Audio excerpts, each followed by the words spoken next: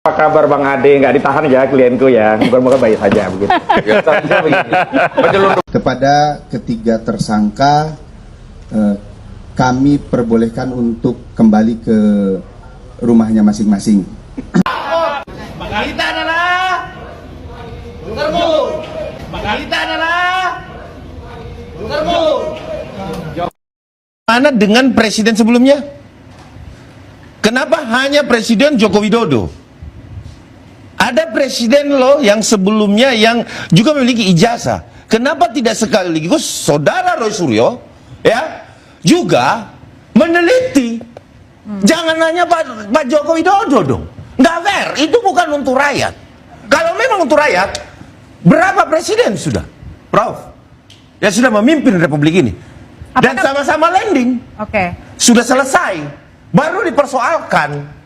Tapi kalau Roy Suryo ini dari tahun 2020 itu sudah dipersoalkan, Prof.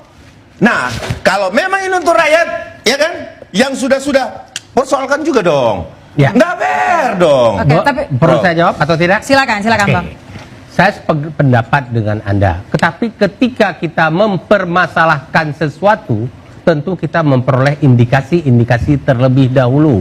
Oke. Kalau Anda mengatakan ada presiden-presiden sebelumnya yang harus dipermasalahkan, adakah presiden sebelumnya yang mempunyai indikasi? Silakan Anda sebut. Gimana Bang? Apakah Silakan sebut.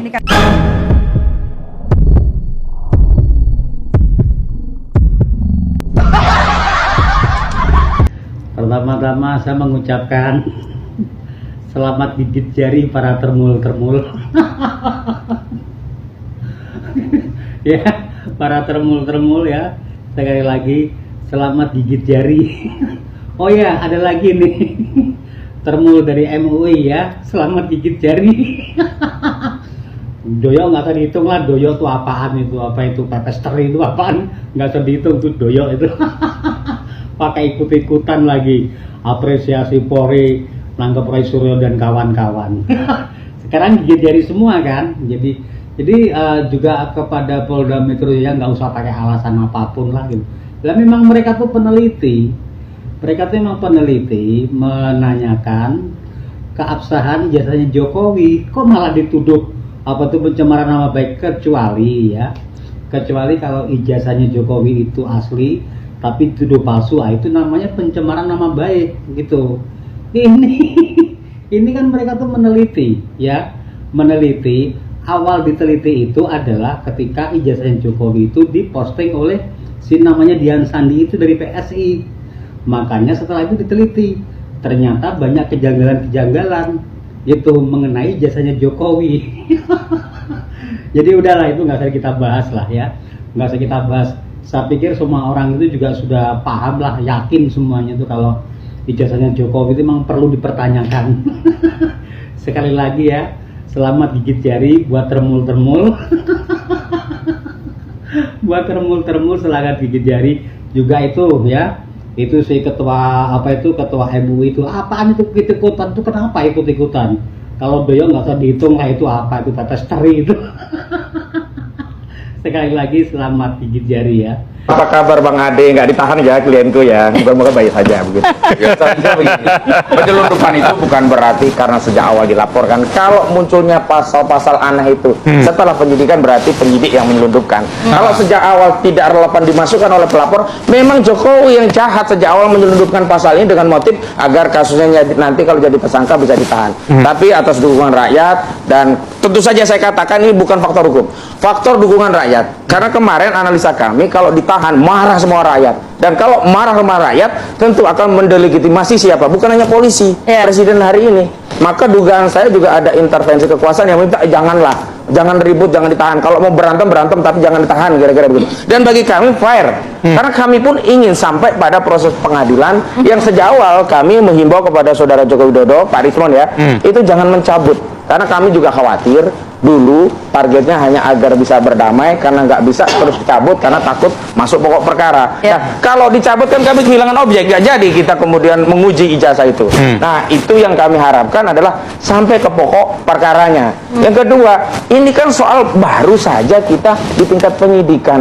nggak ditahan kok, kayaknya aneh gitu loh. Biasa saja. Yang kedua, jangankan penyidikan, sudah inkrah pun tadi kita ngobrol, Sylvester Matutina sampai hari ini nggak ditahan gitu loh. Republik ini yang adil dong. Kemarin pun saya sepil Firly Bahuri sudah 2 tahun nggak ditahan juga gitu loh. Masa mau memaksakan orang yang baru di tingkat penyidikan baru beberapa bulan saja ditahan, sementara Firly udah bertahun-tahun nggak ditahan, padahal itu kasus korupsi begitu. Jadi yang paling penting adalah hari ini justru saya memikirkan nasib masyarakat kita, rakyat kita gitu. Ini harus sampai ke pengadilan, itu yang pertama. Yang kedua, ini juga pengadilannya nanti harus membuka itu kepada publik seluas-luasnya. Artinya ya nggak boleh nanti media nggak boleh nge-live dan sebagainya, karena ada juga yang agak-agak dibatasi gitu juga. Walaupun ini kan sidang harus ya terbuka untuk umum begitu. Nah, yang ketiga saya kira ini kesempatan pihak-pihak dari saudara Joko Widodo untuk membuktikan ijazahnya asli. Kalau kami kan membuktikan ijazahnya palsu.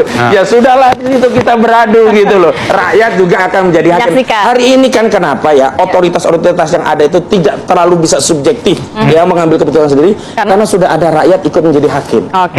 Jadi dia kalau mengambil kebijakan ya tidak sependapat sejalan dengan rakyat, dia takut dimaki. Nah, itu yang kami bersyukur karena rakyat membersamai kasus kami. Jadi kami merasa ini bukan kasus kami, tapi kasus seluruh rakyat ini. Roy Suryo CS tidak jadi ditahan. Para ternak Mulyono pada kecewa, guys. Sebenarnya yang seharusnya dipanggil itu Mulyono. Suruh dia bawa ijazah, nunjukin ijazah aslinya. Itu pun kalau ada ijazahnya. Tinggal bawa ijazah, susah bener, susah amat. Tunjukin di depan media, tunjukin di pengadilan, tunjukin kepada hakim. Kalau emang ijazahnya asli, Roy CS itu dipenjara. Tapi kalau seandainya ijazahnya palsu, nah, siapa yang akan dipenjara? Maka yang benar selalu akan berani, dan orang yang bersalah pasti akan takut. Logikanya seperti itu. Tapi ini kagak, main petak umpet. Lari sana, lari sini, sembunyi sana, sembunyi sini. Dipanggil di pengadilan nggak pernah datang, banyak alasan. Dasar. Guys, ada postingan yang lagi rame nih di akun Facebook Divisi Humas Polri seperti di atas, memposting terkait status tersangka Roy Suryo, Rismon, dan Dr. Tifa, serta 5 orang lainnya dengan harapan publik memberi respon yang baik atas status baru itu. Akan tetapi, ternyata setelah baca ribuan komentar netizen, itu malah di luar ekspektasi. Komentar negatif penuh kekecewaan, sumpah serapah, ketidakpercayaan yang mendominasi sekitar 95%. Ada apa ya? Apakah ribuan akun itu akun buzzer? Tapi kalau dicek itu bukan akun robot. Buzzer kebanyakan akun real. Semoga pembesar polisi, penasihat Kapolri, Kompolnas, tim reformasi Polri, Pak Jimli dan Pak Mahfud baca komentar netizen untuk lebih paham kondisi yang terjadi sebenarnya. Juga politisi kalian wakil rakyat jangan hanya diam. Karena jika dibiarkan, maka takutnya akan terjadi demo besar-besaran karena emosi dan kekecewaan yang tidak terbendung. Bagaimana menurutmu guys? Gas di komentar.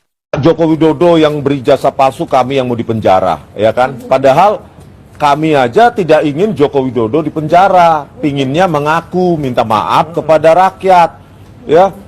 Sadis sekali lah Joko Widodo ini mau memenjarakan kami. Ijazahmu yang palsu, Joko Widodo. Kenapa kau pakai parcok, lembaga-lembaga hukum di bawah kakimu, sebagai keset kakimu, seolah-olah mereka bukan lembaga yang dibayar rakyat, seolah-olah mereka itu milikmu.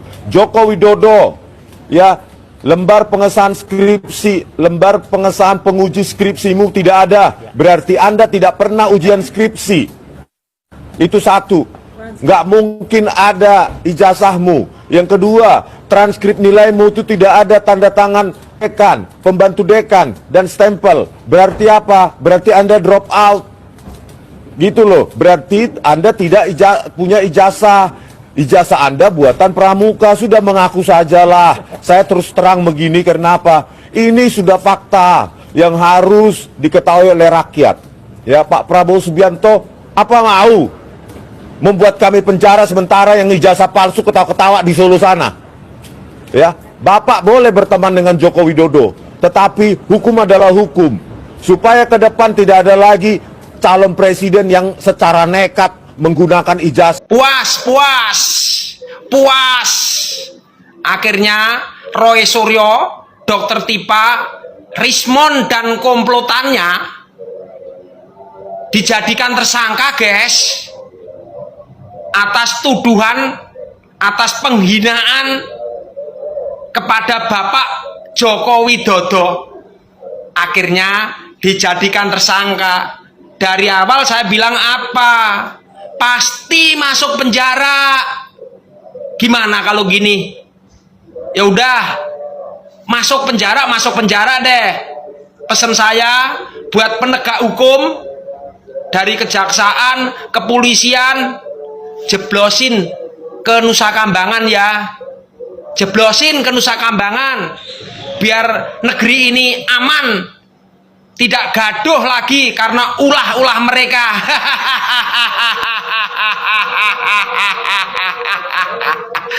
Oke. Ade Darmawan selaku kuasa hukum Jokowi ditelanjangi dan dikuliti habis-habisan oleh kuasa hukum Roy Suryo CS tentang tidak ditahannya tersangka ya.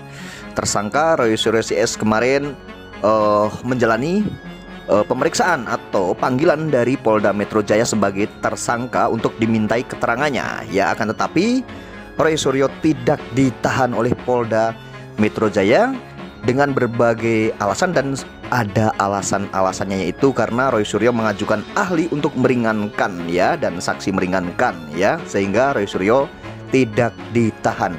Nah, tentunya ini hak prerogatif Polda Metro Jaya ya, memang hak penyidik ya teman-teman ya.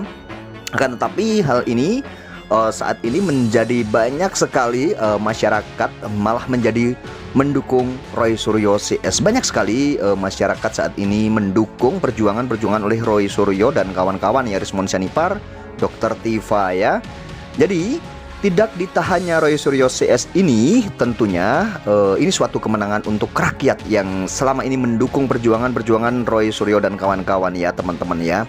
Sangat diapresiasi sekali oleh banyak sekali masyarakat, bahkan kita bisa lihat di video-video tentang panggilan Roy Suryo atau saat Roy Suryo dipanggil oleh Polda Metro Jaya ya sebagai tersangka. Kemarin kita bisa melihat komentar-komentar masyarakat dan komentar-komentar di video-video yang ada sangat positif sekali mendukung perjuangan Rismon Sianipar, Roy Suryo dan Dr. Tifa beserta kawan-kawan ya. Dan ini tentunya bukan hanya perjuangan Roy Suryo dan kawan-kawan, tentunya masyarakat yang sudah mendukung dan mendoakan selama ini untuk jalannya membuka ya, yaitu isu tentang dugaan-dugaan ijazah palsu Pak Jokowi ini tentunya memang sangat gencar sekali Roy Suryo dan kawan-kawan. Nah, ini adalah hal yang mungkin nantinya jika hal ini terjadi sampai ke persidangan, ini akan membuka semuanya ya, karena memang hal yang sangat mudah sekali tapi dibikin sulit ya. Yang membuat sulit siapa? Tentunya ini adalah Pak Jokowi sendiri, padahal ijazah harusnya ditunjukkan pun sudah selesai, harusnya seperti itu ya. Kan tetapi malah yang bikin gaduh ini sebenarnya bukan siapa-siapa, bukan Roy Suryo dan kawan-kawan. Tentunya yang membuat gaduh adalah Pak Jokowi sendiri, karena hal yang remeh-temeh, hal yang mudah, akan tetapi Pak Jokowi tidak mau rakyatnya ya ingin melihat keaslian ijazah Pak Jokowi atau pengen tahu sebenarnya apa yang dikatakan Roy Suryo dan kawan-kawan ini benar atau tidak, bahwa ijazah Pak Jokowi ini palsu. Itu sebenarnya masyarakat itu kan pengen mengetahui dan rasa keingintahuan masyarakat, karena Pak Jokowi ini adalah pejabat publik ya. Pak Jokowi menikmati semua dari publik, apapun dinikmati dari Pak Jokowi, karena Pak Jokowi jadi presiden ya, jadi pemimpin ini tentunya dipilih oleh rakyat ya, publik juga, dan publik berhak untuk menanyakan apa sebenarnya yang dibuat persyaratan-persyaratan untuk mendaftarkan diri, mencalonkan diri sebagai presiden ya. Tentunya ini adalah hak publik, karena Pak Jokowi selama ini mendapatkan kenikmatan dari publik ya, namanya besar juga dibesarkan oleh publik, oleh masyarakat, tentunya seperti itu. Nah, penetapan tersangka Roy Suryo dan kawan-kawan ini membuat polemik dan ada dugaan-dugaan yang sangat kuat sekali, yaitu kriminalisasi ya. Makanya kemarin diserukan oleh lawyernya atau kuasa hukumnya itu kemarin mengatakan bahwa memang Roy Suryo dan kawan-kawan ini dikriminalisasi, yaitu ada beberapa hal yang membuat lawyer dan PH-nya itu mengatakan dikriminalisasi, yaitu salah satunya yaitu pasal-pasal yang diselundupkan ya, yang seharusnya tidak digunakan ya, dan tidak diselundupkan ke permasalahan ini ya. Kan tapi banyak sekali pasal-pasal yang diselundupkan, karena pasal ini nantinya ancaman hukumannya yaitu 5 tahun lebih ya, dan bahkan ini sangat berat sekali, 12 tahun. Tentunya pasal-pasal yang diselundupkan ini nanti ada hak subjektif penyidik untuk menahan, kan tentunya seperti itu, makanya pasal-pasal ini diselundupkan. Nah, hal ini untungnya tidak terjadi dan Roy Suryo dan kawan-kawan tidak ditahan.